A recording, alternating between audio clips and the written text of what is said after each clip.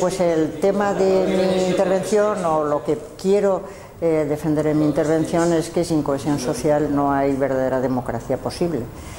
Precisamente la cohesión social consiste en intentar que haya una inclusión de todos los ciudadanos, que vean defendidos sus derechos económicos, sociales y culturales, y también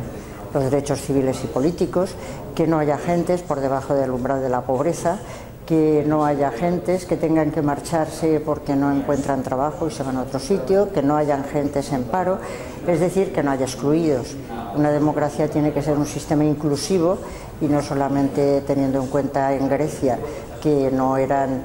ciudadanos las mujeres y los niños, sino que ahora resulta que hay nuevos excluidos, que no son las mujeres y los niños, pero sí que son los inmigrantes que han tenido que volver a casa, los que tienen que buscar trabajo fuera, las familias que están todos sin trabajo, los que tienen que ir a los comedores de Cáritas porque no tienen que comer, y toda esa situación de miseria pues rompe la cohesión social, porque la cohesión social lo que consiste es en crear un sentimiento de pertenencia entre todos, de ser tratados bien por una sociedad que es una sociedad democrática, de ser bien considerados, de ser bien cuidados, y claro, si no son bien cuidados pues no hay demos, no hay pueblo, y si no hay pueblo pues tampoco hay democracia. Luego, sin cohesión social no hay democracia posible.